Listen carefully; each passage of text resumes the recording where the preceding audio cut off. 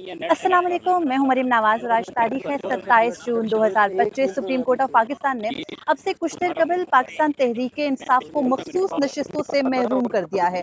Supreme court के 7 जजेस ने अपनी मेजॉरिटी के साथ ये फैसला सुनाया है। फैसला क्या आया, कैसे ये नशिस्तें दी गई, कैसे अब जो कौमी और सूबाई असम्बलियों में मखसूस नशिस्तों का तनासुब है उससे हुक्मरान इत्तेहाद मुस्तकबिल में अपनी 2/3 अक्सरियत हासिल करके किसी भी किस्म की तरामीम ला सकता है, खासतौर पर आईनी तरामीम। ये तमाम तर तफसीलात, तनासुब, तोड़-जोड़ मैं आपके सामने रखती हूँ। सबसे पहले तो ये कि सबको पता था आज जिस किस्म की समात हुई, हमने आपके सामने तफसीलात रखी थी कि हामिद खान के ऊपर जिस कदर ये जजेस बरहम हुए, उसके बाद ये बिल्कुल ज़ाहिर था कि केस का फैसला क्या आना है। बल्कि जब से ये रिव्यू फिक्स हुआ था, जिस किस्म का बेंच बनाया गया था, उससे ये किसी को भी शक नहीं था कि फैसला क्या आना है। लेकिन फैसले का तनासुब क्या बनेगा, क्या जो मेजॉरिटी जो है वो जजमेंट देने वाले जजेस हैं, उनमें से 2 जज साहिबान यानी जस्टिस मोहम्मद अली मजहर और जस्टिस हसन अजहर रिजवी इस हद तक इन जजेस का साथ दे सकते थे, ये सारे सवालात थे।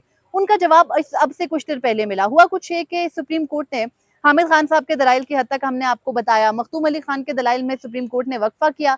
मखदूम अली खान वापस आए, उन्होंने सुप्रीम कोर्ट को रास्ता दिखाया उनकी तफसीली वजूहात के लिए।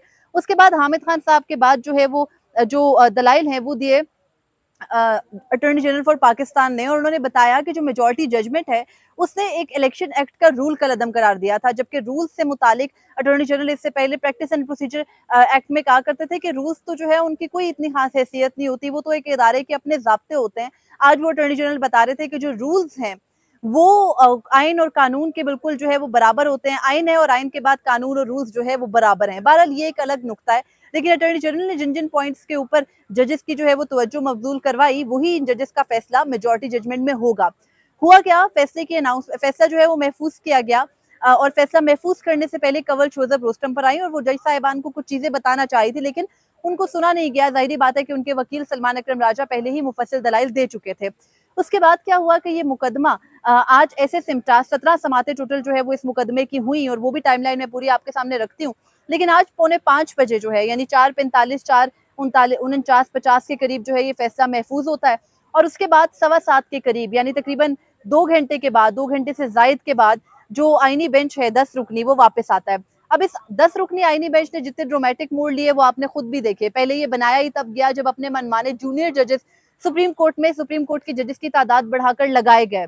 उसके बाद जब वो जजेस पहले 6 जजेस और फिर अली बाकर नजवी आ गए, तो पूरे जजेस की तादाद पूरी करने के बाद आईनी बेंच के अंदर ये बेंच बनाया गया। 6 मई को पहली समात हुई। जस्टिस आयशा मलिक और जस्टिस अकील अब्बासी ने पहली समात के अंदर बता दिया था कि वो ये नजरसानी खारिज करते हैं, क्योंकि जब आपने मेजॉरिटी जजमेंट पर जो है वो अमल दरामद ही नहीं किया इलेक्शन कमीशन ने और कोई फ्लॉज ही नहीं बताए, जो मेजॉरिटी जजमेंट थी, तफसीली फैसला था जस्टिस मंसूर अली शाह और उनके साथ ही साथ जजेस का, उसके ऊपर कोई इलेक्शन कमीशन ने इतराज ही आयद नहीं किया, तो हम इलेक्शन कमीशन को क्यों सुने। उसके बाद जब उन जज साहिबान ने ये नजरसानी दरख्वास्तें जो है वो खारिज कर दी, वजूहात दी और कहा जस्टिस मंसूर अली शाह और बाकी जजेस को सुप्रीम कोर्ट का जज होते हुए इस बेंच में शामिल नहीं किया गया, जो कि अदालती नज़ायर और कवानीन के खिलाफ है, ज़ाब्ते के खिलाफ है। तो उसके बाद उन 2 जज साहिबान को माइनस करके 11 जजेस ने समात का आगाज किया और 6 मई के बाद 7 मई से ये समात शुरू हुई। फिर हमने देखा कि ये 2 माह इस मुकदमे के अंदर लगाए गए। फिर पिछले हफ्ते ये हुआ कि एक अचानक से जस्टिस जमाल मंदुखेल की वालदा जो है वो उनके इंतकाल की वजह से मुकदमा 4 दिन जो है वो उसमें मजीद ताखीर हुई और उसके बाद बुध को यानी इसी हफ्ते में 26 जून से जो है वो इस मुकदमे की समात की गई, बल्कि बुध से नहीं, जुमेरात से, कल से इस मुकदमे की समात का आगाज हुआ। 2 समातें टोटल लगाई गई। सलमान अकरम राजा के दलाइल मुकम्मल हुए, उनको वक्त दिया गया। सलमान अकरम राजा के बाद जो है ये मामला गया जो हामिद खान है वो आए और हामिद खान ने, सबको पता था, वकला को भी पता था कि उनको इस केस में कोई रिलीफ मिलना नहीं है। हामिद खान साहब ने पूरा बैकग्राउंडर रखा, इंतखाबात से पहले क्या हुआ, पीडीएम दौर में क्या हुआ, उसके बाद अभी तक क्या हुआ, काजी फैज ईसा ने अपने दौर में क्या किया। गुज़िश्ता रोज उन्होंने बताया कि काजी फैज ईसा के ऊपर उन्होंने क्या एतराज किया था, काजी फैज ईसा को जानिबदार जज कहा।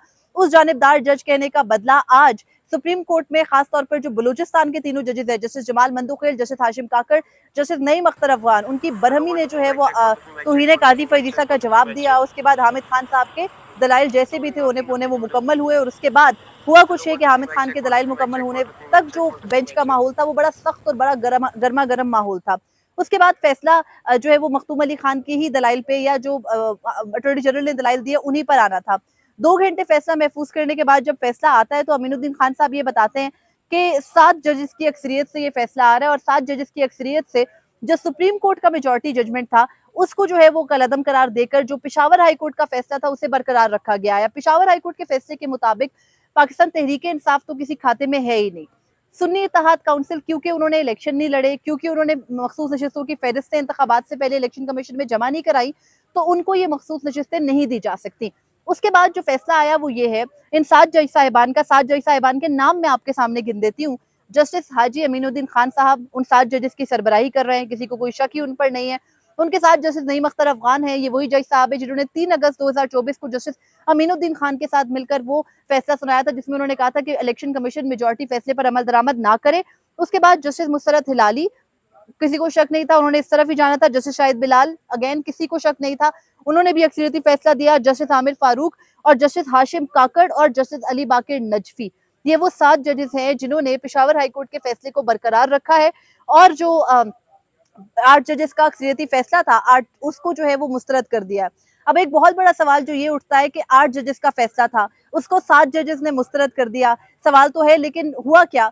उसी बेंच के अंदर शामिल 2 जज साहिबान जिन्होंने पाकिस्तान तहरीक इंसाफ को मरकजी केस में 12 जुलाई के फैसले में ये मखसूस नशिस्तें दी थी, यानी जस्टिस मोहम्मद अली मजहर और जस्टिस हसन अजहर रिजवी, उन दोनों जज साहिबान ने अक्सरियती फैसले के साथ जाते हुए वो पेशावर हाईकोर्ट का फैसला तो अपहेल्ड नहीं किया, लेकिन अपने फैसले की जो है वो मशरूत नजरसानी मंजूर कर ली, अपने फैसले को गलत करार दे दिया और जो मामला था 80 के 80 पाकिस्तान तहरीक इंसाफ की जो अरकान कौमी असम्बली है उनके हद तक और सूबाई असम्बली के अरकान की हद तक उस मामले को भेज दिया वापस इलेक्शन कमीशन को, उसी इलेक्शन कमीशन को जिसने ऑलरेडी अपना माइंड डिस्क्लोज कर रखा है, लेकिन वो तफसीली वजूहात बाद में देंगे।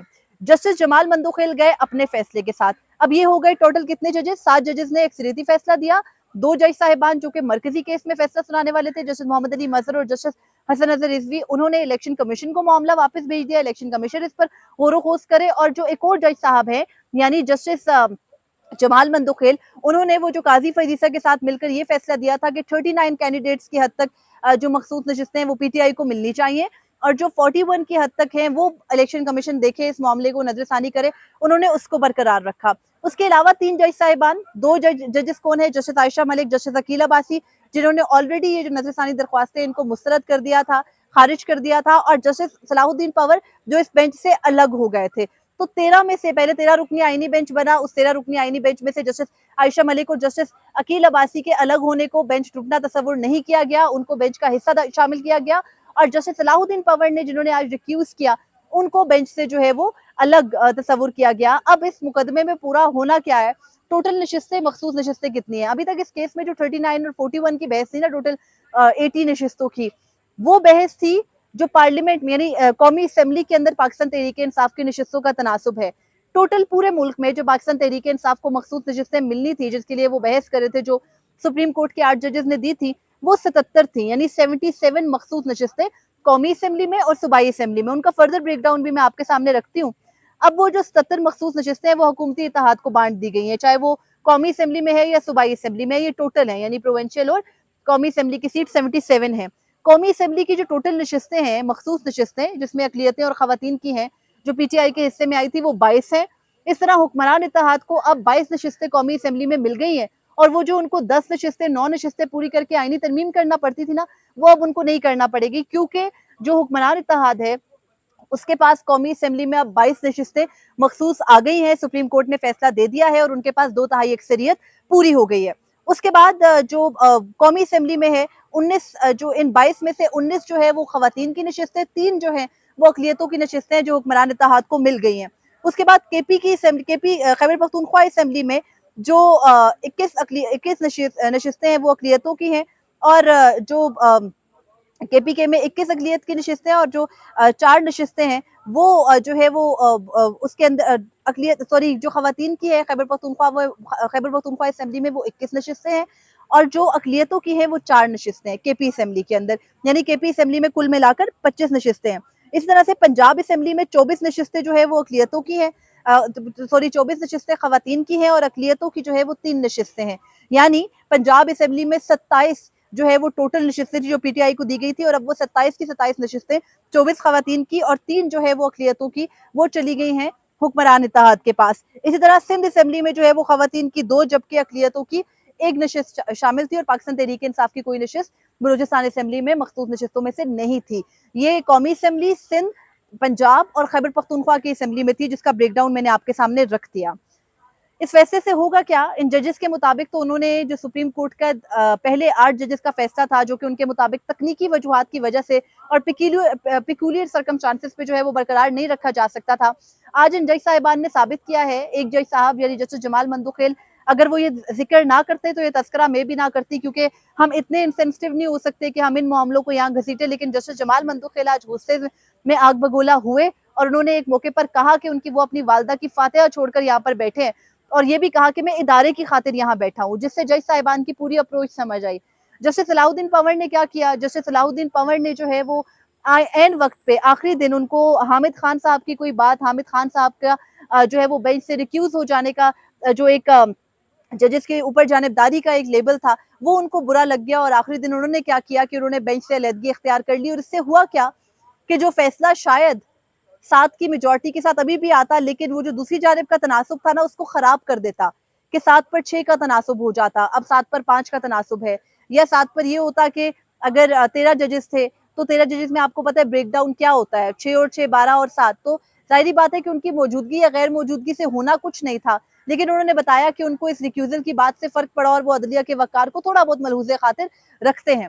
बहरहाल आज के फैसले से एक चीज साबित हुई है, और वो ये कि अवाम की राय और अवाम के मैंडेट का जो तस्करा करने वाले अब जजेस हैं सुप्रीम कोर्ट में, वो भी इस वक्त नजरिया जरूरत का शिकार हुए हैं। और justice Aminuddin Khan, justice Naeem Akhtar Afghan, justice Musarrat Hilali, justice Hashim Kakar और जस्टिस शाहिद बिलाल हसन और उसके साथ जस्टिस आमिर फारूक और जस्टिस अली बाकर नजफी को कोई परवाह नहीं है कि अवामी मैंडेट और मंशा क्या है। इन जजेस को सिर्फ एक चीज की परवाह है, और वो ये कि इस वक्त अहकामात क्या आ रहे हैं और उन अहकामात पे हमने किस तरह से अमल दरामद करना है। और यूं इन्होंने वही किया जो एक्सपेक्ट किया जा रहा था। ऐसा नहीं है कि ये एक्सपेक्टेशन नहीं थी, लेकिन बहरहाल अब जो तफसीली फैसला आना है वही बताएगा कि क्या वजूहात जजेस लेंगे। और हमें मालूम है, हमने एफसीआर के प्लेटफॉर्म से बड़ा मुफस्सिल ये डिस्कस किया था, इलेक्शन एक्ट का रूल 94, जिसके सामने आईने पाकिस्तान की बुनियाद यानी अवाम के वोट की का जो हक है उसको रोन दिया गया है। ये सब कुछ किया गया है, लेकिन ये आज सुप्रीम कोर्ट ने फैसला सुना दिया, जिसका अहवाल मैंने आपके सामने रखा। इससे ज्यादा हम क्या बात करें, मेरी कोशिश थी कि हम